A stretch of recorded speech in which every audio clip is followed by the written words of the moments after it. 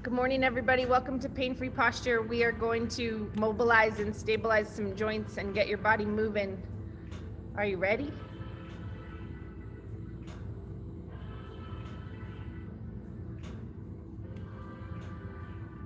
Okay. Go ahead and start standing.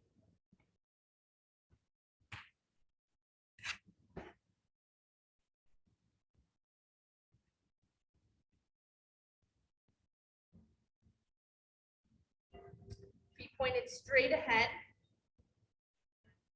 There are a few of us that may have some structural deviations from that point being straight, but most of us are going to move better when our feet are straight and our knees and hips are in good alignment. So just check where you're at. That way our legs work as our knees work as a hinge, our hips work to be able to go underneath our pelvis, the pelvic ring.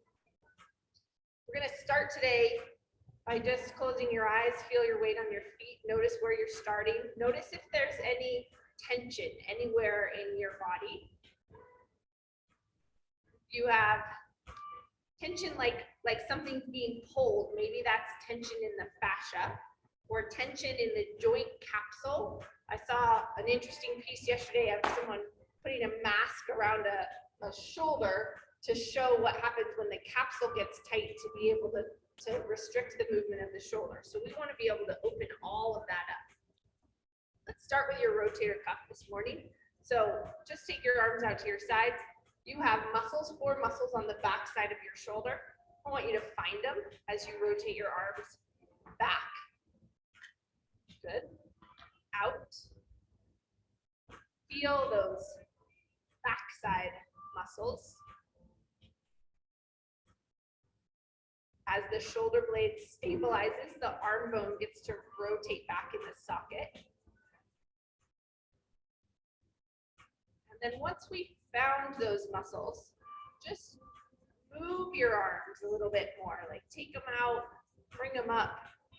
Feel what the shoulder can do. Where's your range? Take it to goalposts. Anybody watching football lately? Take some goalposts so the rotator cuff also rotates the arm bones back like that. Just feel that. And then know that because your body's a unit, your shoulders are connected to your shoulder blades and your spine, and they're also connected to what's going on in your hips. So if you have a hip that's not stabilizing well, it could affect the same side shoulder or the opposite shoulder, or vice versa. We also have possibly a little scoliosis that could change the way the rib cage sits and the way that the shoulder blade moves over the shoulder. Just move your arms all around. Find all the spaces. Flip your hands over, press back behind you.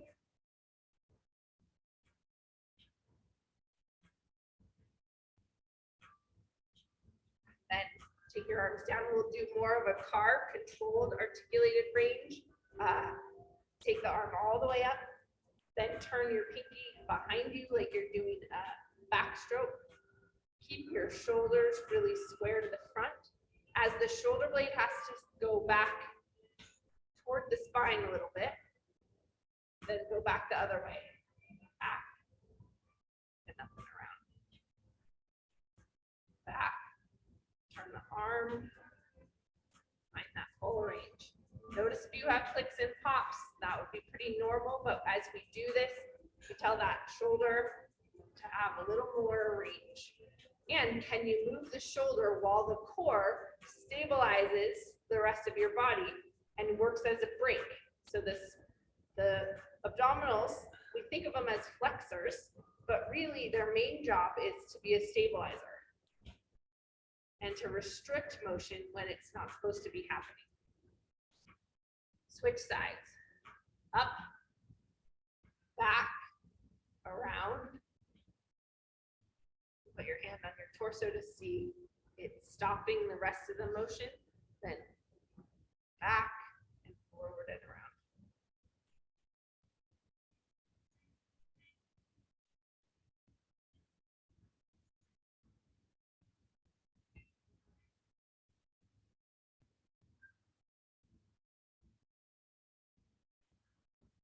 One more.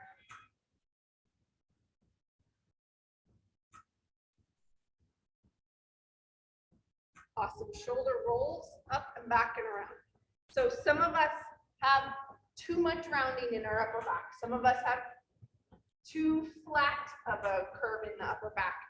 Depending on what your posture is doing, you can control some of that movement. As you do these shoulder rolls, go ahead and let the roll move your upper back, the thoracic back, all the way down to the top of your pelvis. See if you can create a wave in your spine. Let that move a little bit. And go the other way.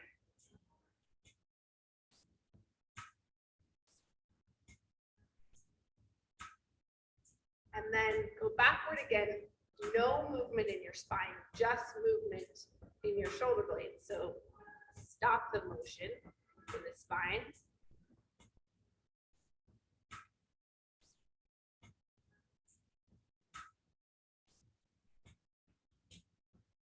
And then forward again.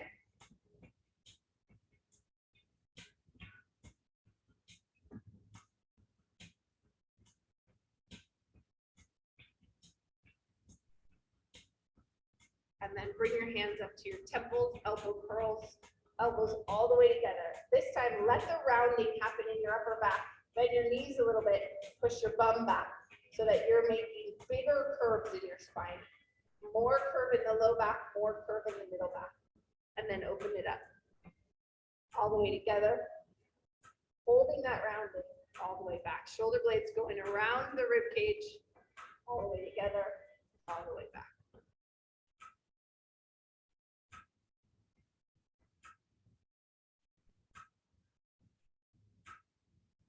See if you can hover your heels off the floor just a little bit, bend down slightly more.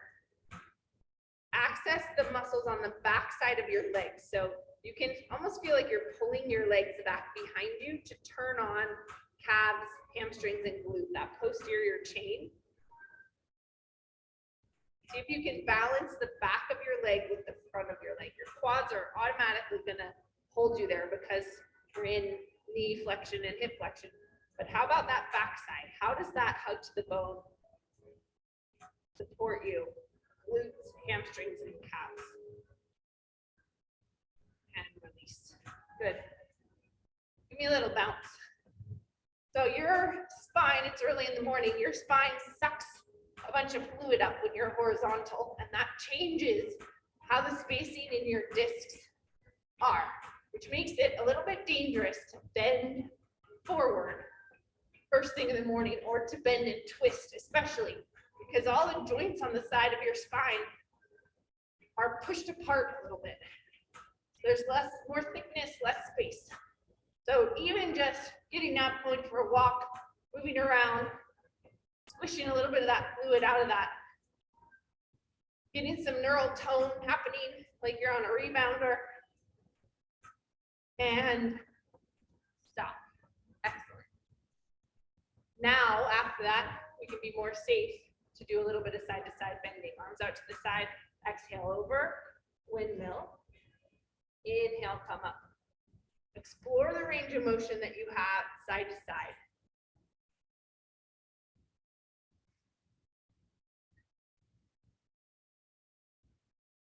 So when we look at spines, we can often see that the facets, the joints on the side, are a little different on the right than they are on the left. And that means that sometimes people can rotate better one direction.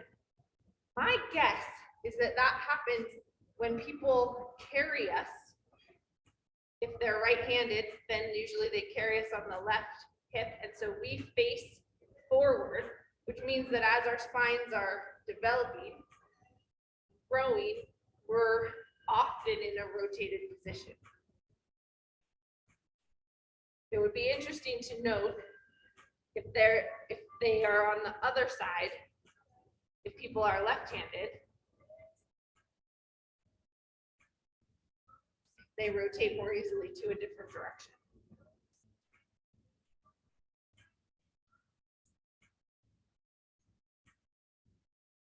Feel it in your body. You have one way. that's easier than the other.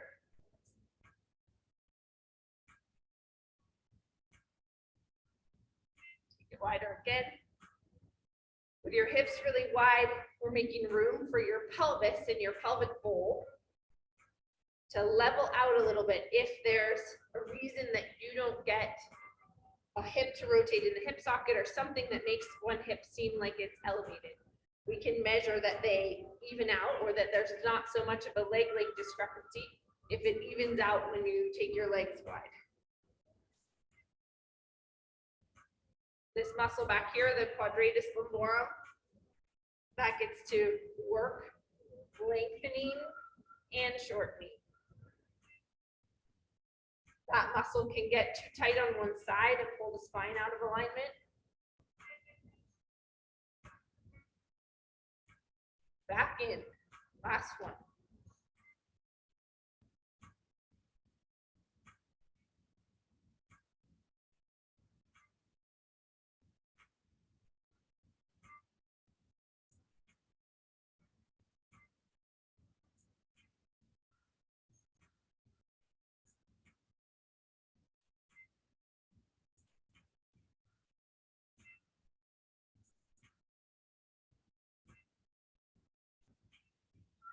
Awesome.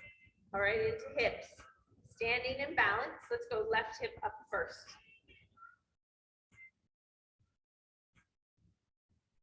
Stabilize through your core. Take that leg up. You can do it however high feels okay for your hip. If you have deeper set hip sockets and it kind of stops, then take it down a little bit.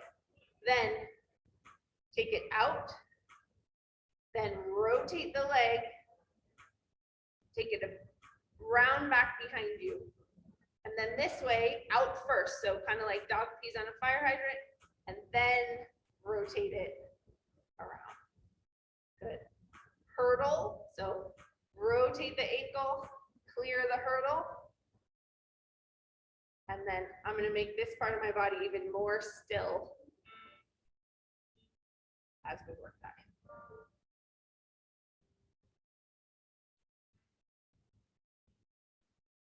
Feel all of what has to happen in that stabilizing hip.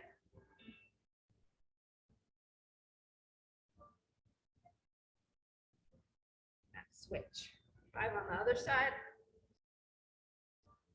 Leg goes up, still between your rib cage and your hips. Try not to make that move. Then rotate the leg out, clear the hurdle, take the leg back behind you and around. Then out first, dog peas on a fire hydrant, and around.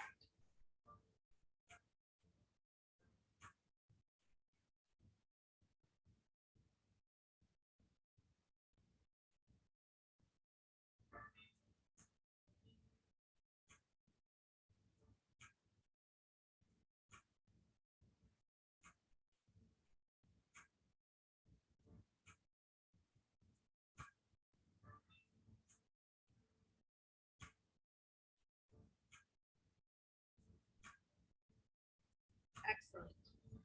Up under your toes. All the way up 10 times. So muscles from your feet all the way at your toes go underneath your arch, up into the back of the calf to help determine the position of the leg bone. Then we'll rotate the legs out. External rotation of the femur changes what happens at the level of the pelvis all the way up. Notice if you have similar rotation between the two sides, or maybe you have tightness in the front of one leg, that changes how this feels. I want you to feel this in the back of the leg all the way up from the calf up in toward the butt.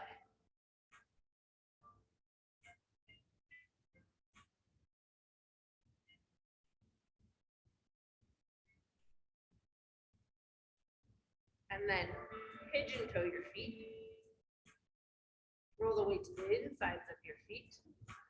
Feel what happens in the front of the hip. Internal rotation. Did that just pull one hip way forward? Is there more tightness? Do you have more fascia tightness on one side? Just notice, did it rotate your upper body? What happened as you asked for that action. I have more tightness on this side for sure. Okay, bring the weight to the insides of your feet. Take it up.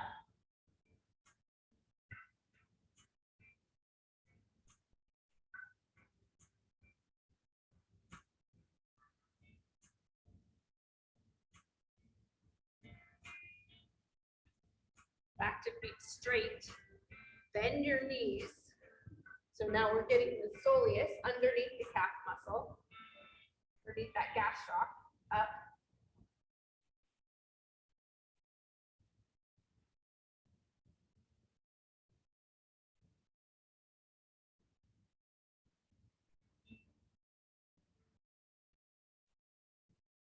And through that one more time, back to straight. Straight legs.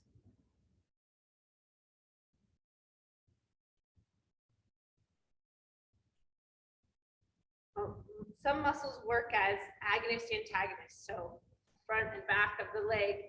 And when we work one side, sometimes we can get another side to let go a little bit. We also are getting the low joints, ankles, knees, and hips to line up here, all the way up. You can even bring your heels together, really like a ballerina, and zip the inside of the legs together so that you add adductor. Adductors on the inside of the leg can connect up into the pelvis, so they can influence the position of the pelvis. If you have one part of the pelvic bowl that's flaring a little more, it can change your access to your pelvic floor muscles. It can make it so your pants don't fit quite right.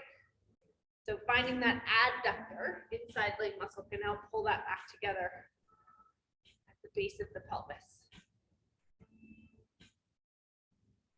Pigeon toe. Just see how that is this time compared to last time. Are you getting more rotation? All the way up, all the way down. Keeping the weight on the insides of your feet. Relax your shoulders so that if there is influence of the change of the position of the pelvis all the way up into your shoulders, you're allowing that to happen.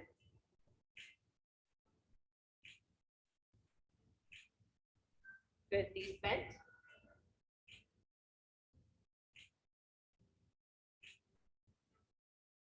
You go up there and find balance on the front of your foot. And then can you find the back side of your legs again as you go up there? With calves into the back of the knee and the hamstrings, even the glutes.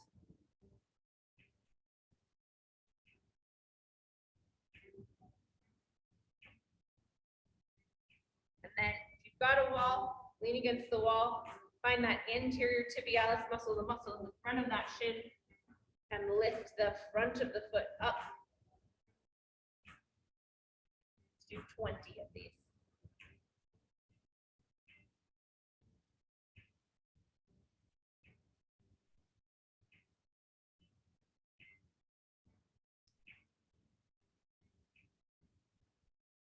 Bones do what muscles tell them to do. That's one of a Pete-ism. So if we want a bone to change position, we just need to figure out what moves it to the right place. And muscles activate when they're in a certain position. Right now, these muscles are reacting to gravity. Gravity is our resistance. Find that front shin muscle, lift it all the way up.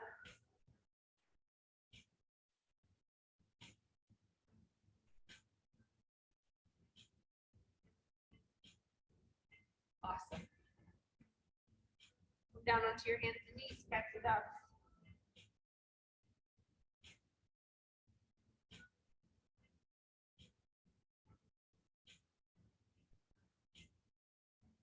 Go ahead and articulate your spine. So start at your tailbone and see if as you round up, you can move one vertebra at a time up through your spine, in between your shoulders, all the way up to your head and neck. Let your head go forward. And then start at your tailbone again. Lift your tailbone Let the whole pelvis move over the top of your thigh bones, and then one vertebrae at a time, moving through like a wave through your spine until your head comes up. And then this time start at your head, chin tuck, head slide, open up the neck in between your shoulders, all the way at your middle back. Feel your abdominals start to kick in, taking it to round all the way down to the tailbone. Finally, you can even squeeze your glutes together a little bit. And then from the tailbone, pelvis rolls over the thigh bones, through the middle back, between your shoulders. Head down, chin down, head slide forward, neck open, shoulders open, middle back open, all the way down to the tailbone.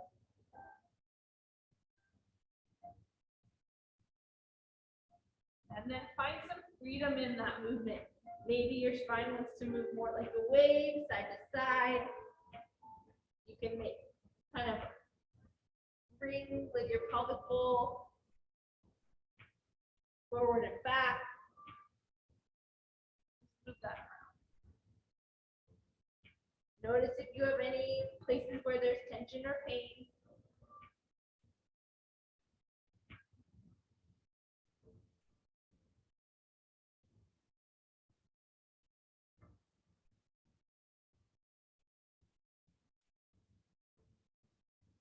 And then let's take your right leg way out to the side.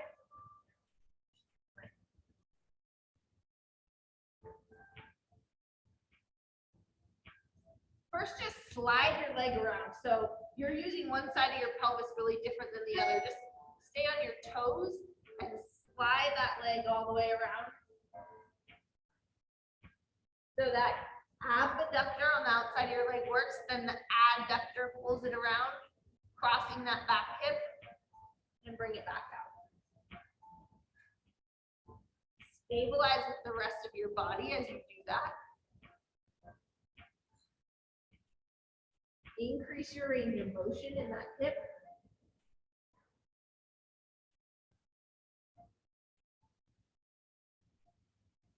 And then hold that leg out at about a 45-degree angle. You're going to curl the leg in, point your toes, and then reach to the corner across the other hip, way up. So the glute's going to work, the stabilizing glute is also going to work. Then kind of hamstring curl down, uncurl the leg. Curl that up, reach, down, and up. 10 times.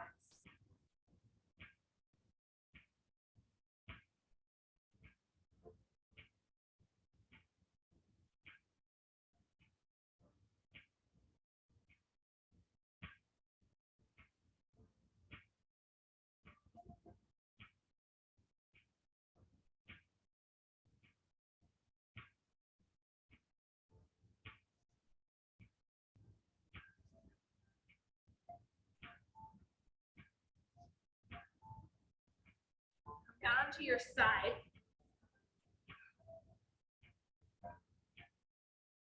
Hold the leg we just were working in front of you.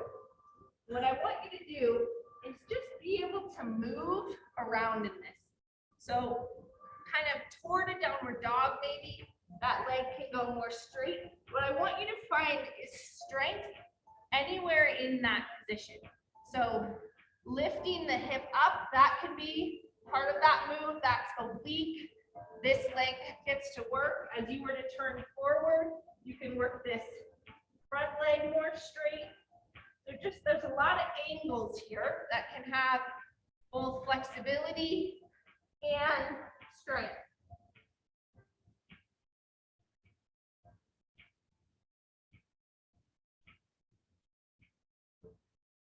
You can work any place. Just right here would be fine. In here. Find some angles of those tissues that you can work. And then onto your hands and knees, other side.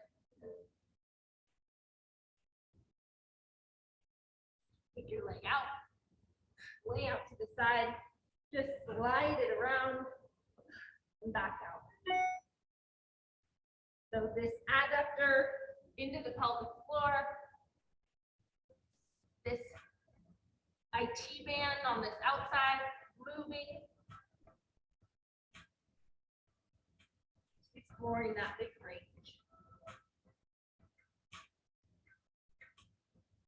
The mobility gives you access, and then we have to have strength in all of those places.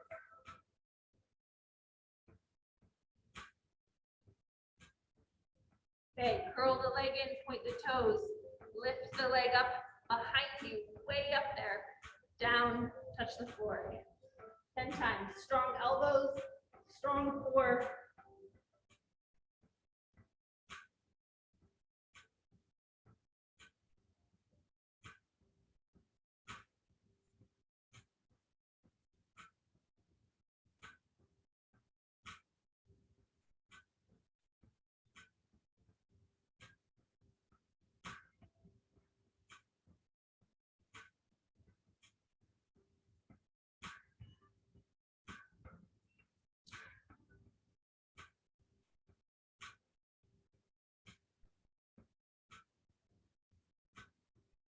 Ready? Come down onto your side, hold that leg in, and then explore some version of a lift. Lifting the weight of your body on your elbow is a possibility up and moving maybe toward like a downward dog. Coming back down, that's a big twist. Lift.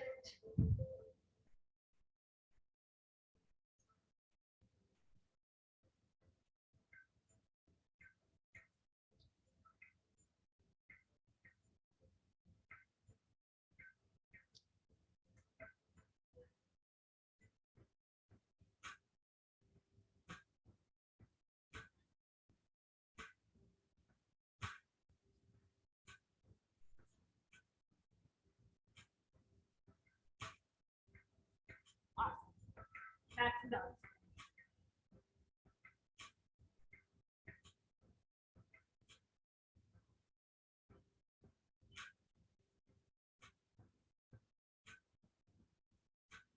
All right, onto your back, we're going to do a get up. If you wanted to and you were feeling advanced, you could add weight to this. But come down onto your back.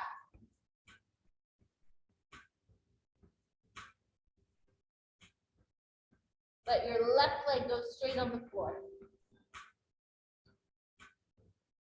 Hold your left arm up to the sky. So you're going to come up to your right elbow. So use your abdominals, come up to your right elbow. Switch your legs, sorry. Up to your hand. Now you're going to take this right leg, lift it up and give it room to go underneath you so that you can get into a lunge.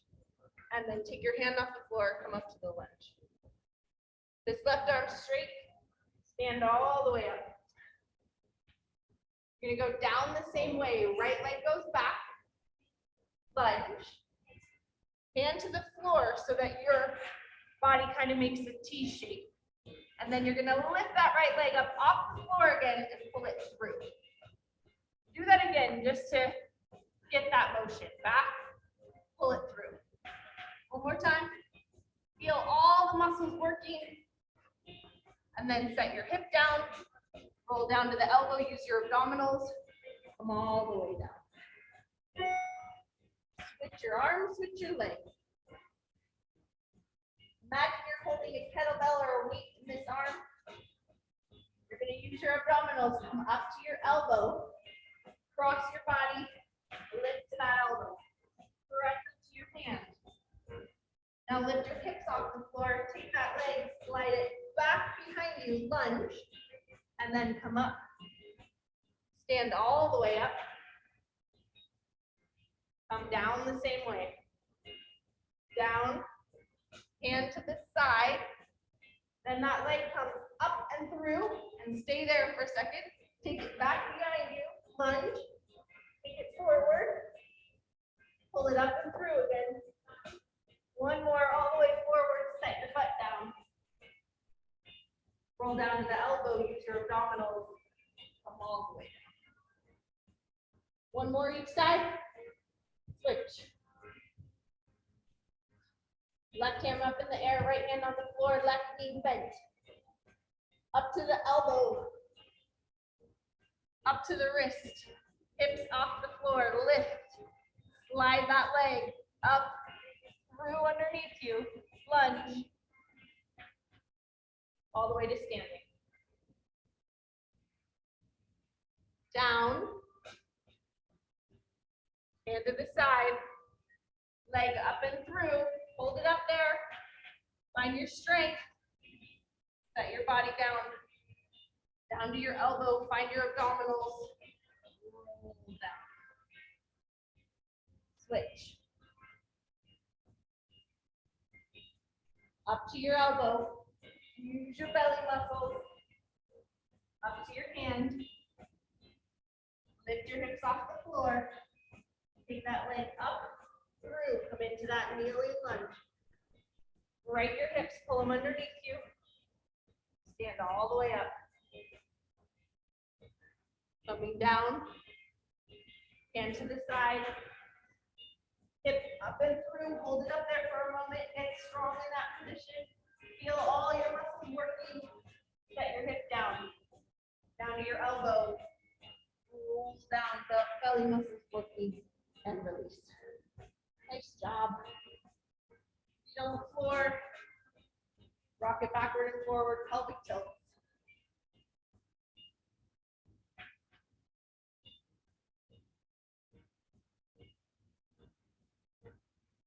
Hands underneath the small of your back to hold the space.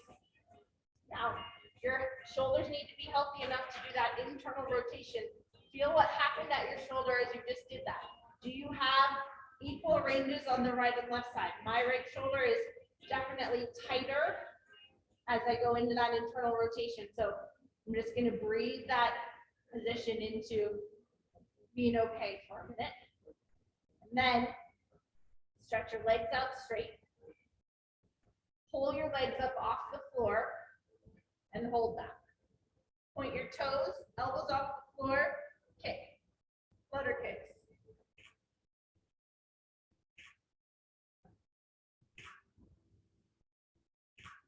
Pull it in. Your hands are holding the space in your back, so you can use your abdominals to find your belly a little bit and press into your hands while they hold that lumbar space. Take it out. Lift. Flex your feet. Kick.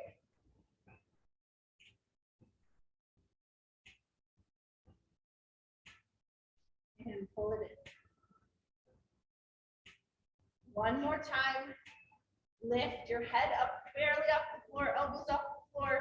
Just the right leg goes almost out to the floor. Pull it back in. Left leg almost down to the floor. Find that hip flexor. Find stable. If you have a popping hip, you could play with the angle a little bit.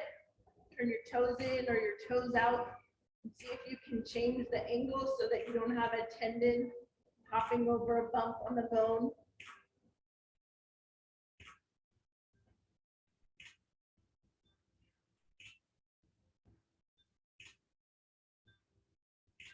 Awesome. Pull it in.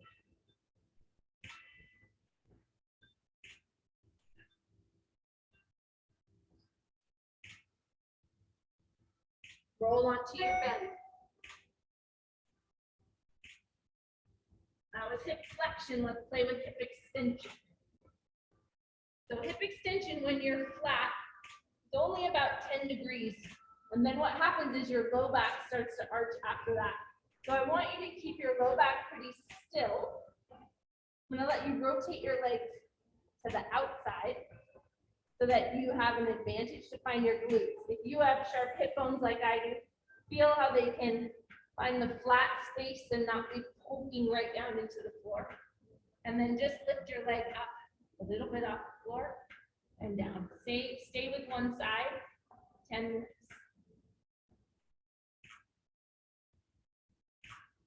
And you lift the leg without the low back having a big arch. Find just hip extension before you're working hip extension and lumbar extension.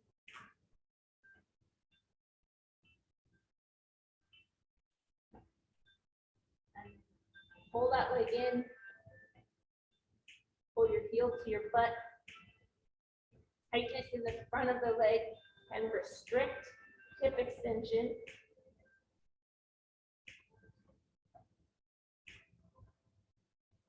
And some length.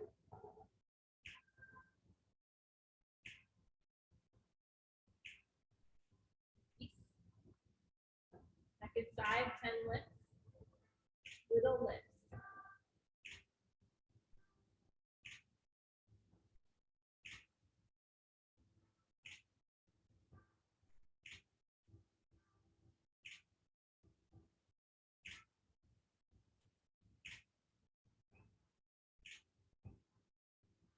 Roll that leg up, heel to butt.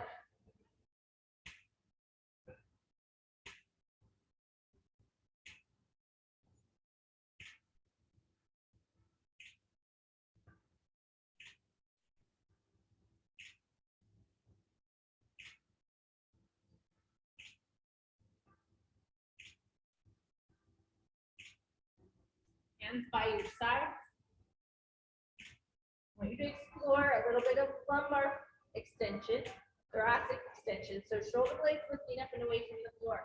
Come into a mini cobra and just play with how does that feel for you.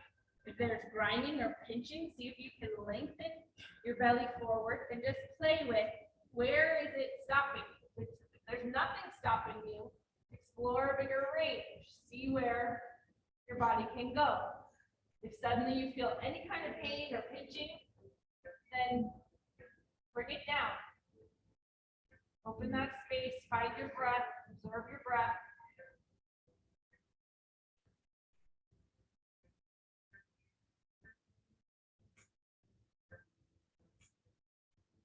Release it down. One more time, shoulders lifting up and away from the floor. Curl it up. Feel where your body says that's enough.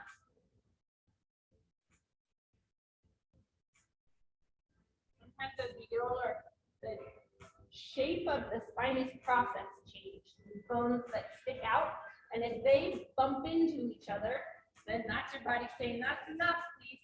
That's enough extension. And some people, that can happen way down here, that they could kind of bump into each other. And that would be your stopping point. That would be your safe extension. Other people can have a much bigger range, and it feels great.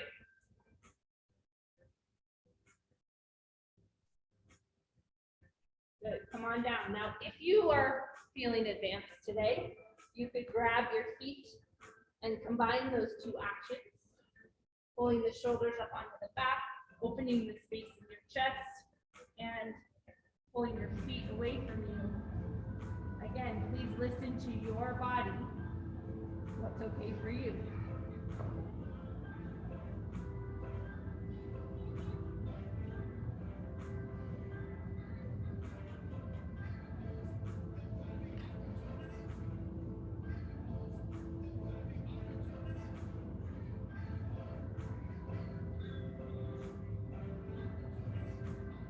And then release.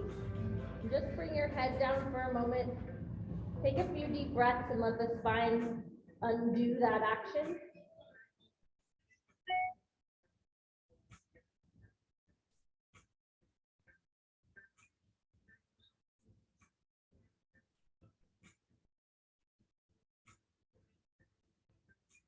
And then go ahead and press back.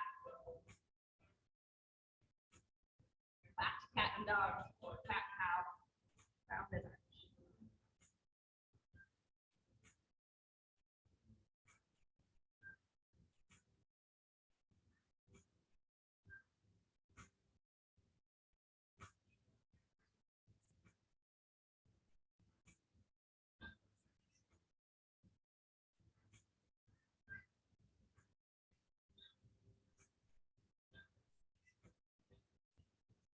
Let's go all the way to standing. Grab your blocks.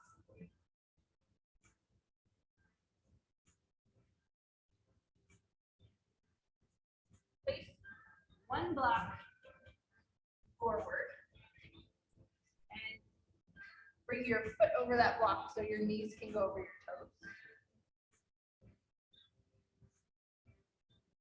Back hip flexor opening, taking this knee joint all the way into a full bend.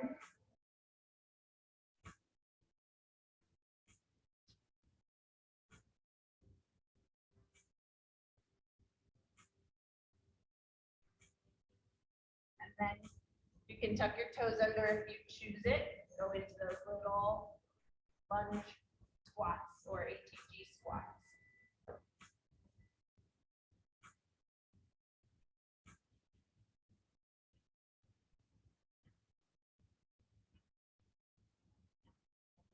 Sides.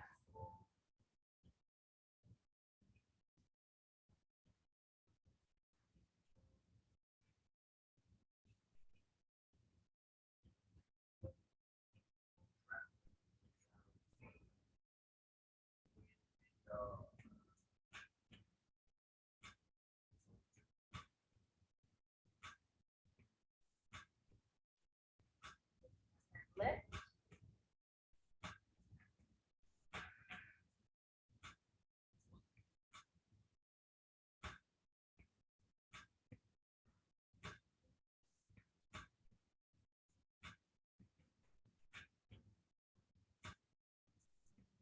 And up to standing. Heels up on your blocks, standing.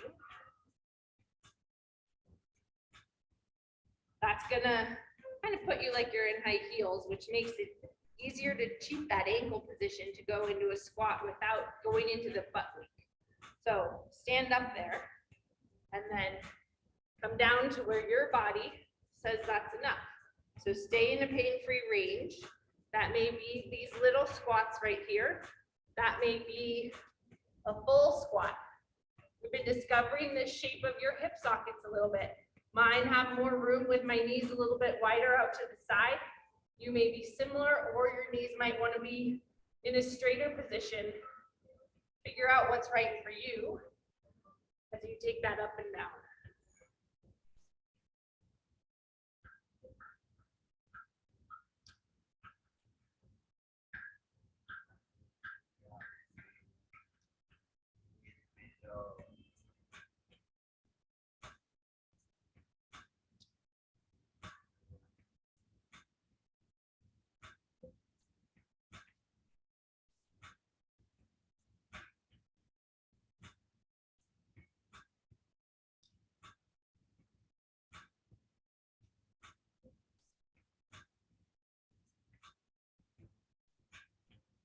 All right, we've got enough work. We can do a forward fold now.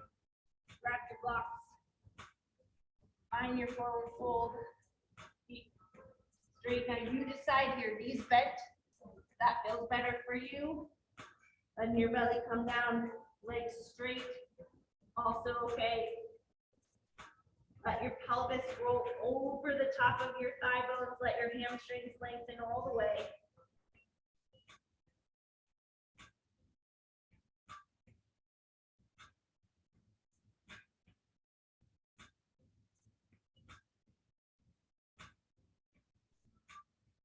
And hip hinge.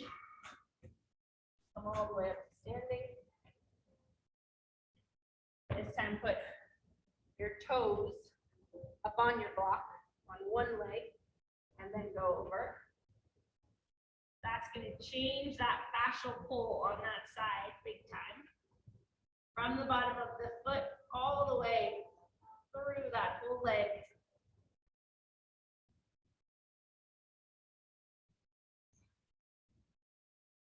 Take a few deep breaths.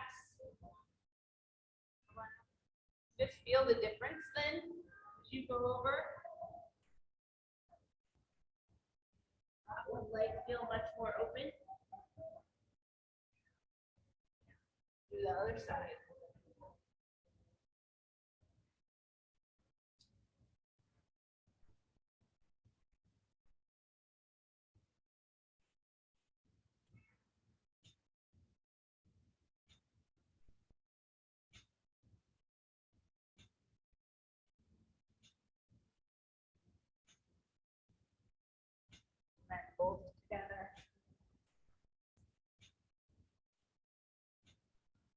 Lengthen halfway up. Thigh bones back. And forward fold, get that full nerve thrust. Head down. Hands to your hips. Use your butt muscles. Push your hips through. Come all the way to stand. Awesome. Overhead extension. Interlace your fingers. Flip your hands over. Take it all the way up. Let your shoulders come all the way up by your ears to start so that the whole shoulder girdle gets to slide up the torso. See if you can relax your belly. Keep your hips in that alignment.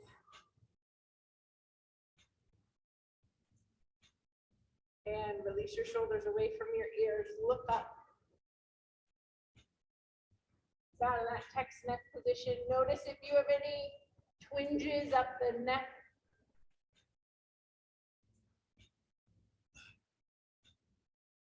And release your arms.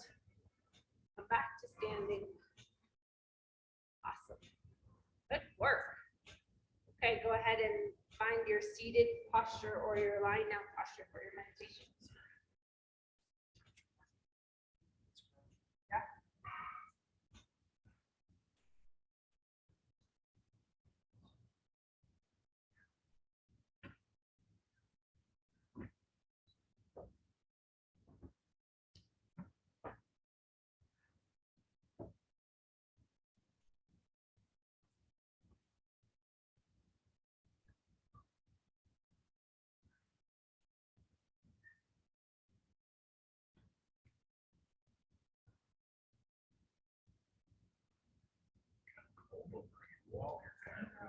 It's chilly. Okay, as you come into your meditation space,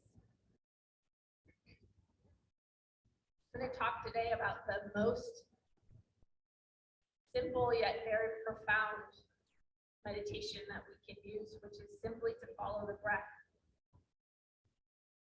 And the Buddhist teacher Thich Nhat Hanh passed away a few days ago, and he really talked about the ability to follow the breath, to stay present in whatever you're doing in your meditation, washing dishes, going on a walk,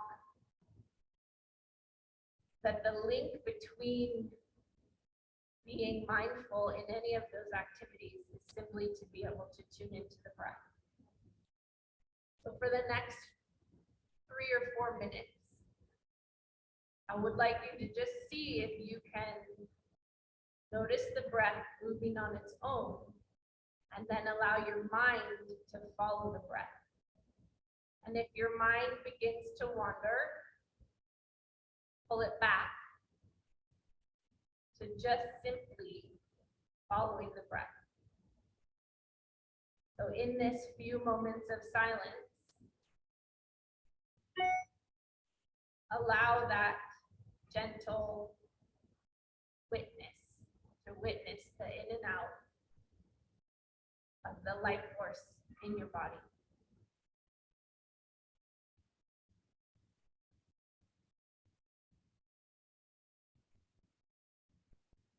Be present to the senses. Although they're imperfect, the sensations that we feel are part of what we can observe.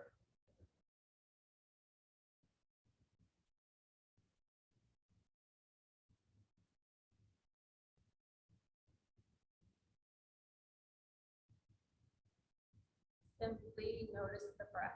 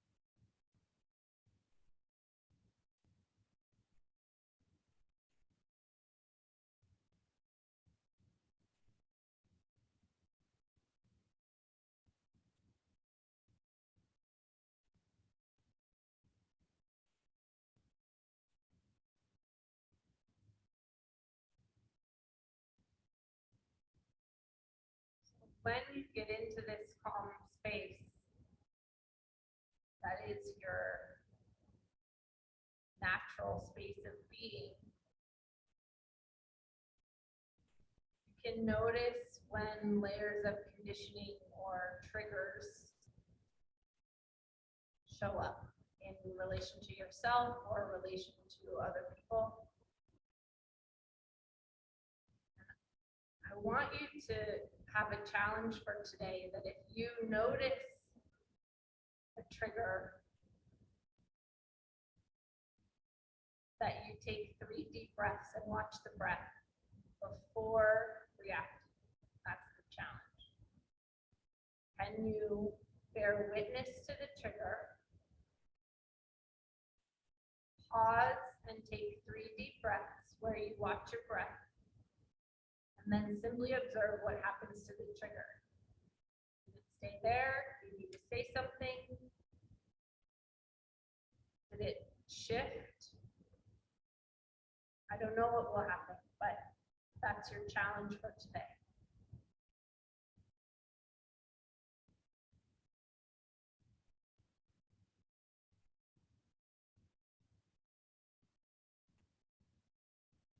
Can you imagine a world if everyone took 3 deep breaths before they said something that was challenging or mean or something out of their mouth, or even the judgment they have for themselves? 3 deep breaths. We can change the world. Okay, gently come out of that.